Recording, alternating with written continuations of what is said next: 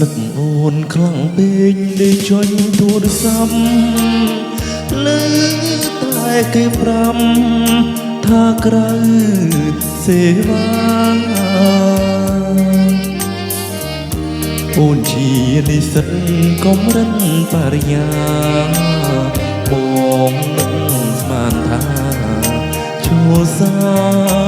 លាម៉ោង11យប់ជួយជួមហែហោទូរស័ព្ទចាប់រោលឺសូ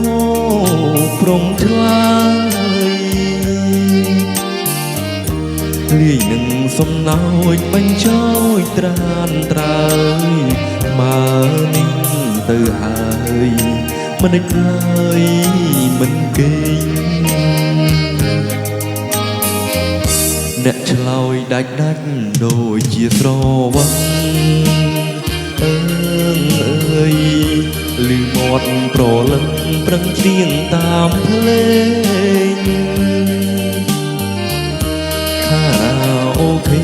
បំពេប្រក្មេងឲ្យជ្រុំវងវែងនឹងបែងស្នេហ៍ស្និទ្ធទូរស័ព្ទបងសងអូនឲ្យប្រុងឆ្លើយឬអូនភ្លេចហើយខ្លួនជានិស្សិតបងមិនស្រ័យទេបើអូនប្រែ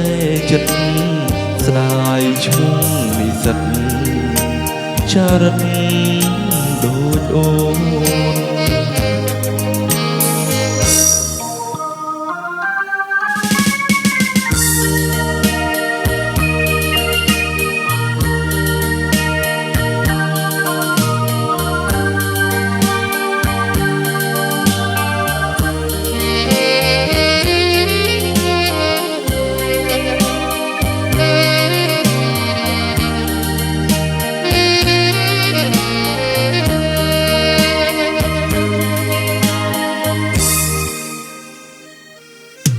ជាស្រវឹង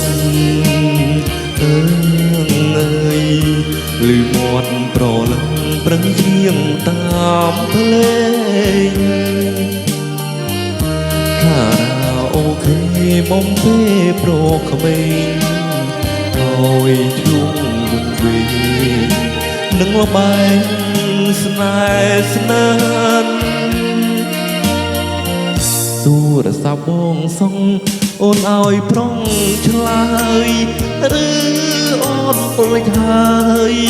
ខ្លួនជានិស្សិតបងមិនស្រ័យទេបើអូនប្រែចិត្តស្ដាយឈ្មោះនិស្សិតចារិតដូចអូន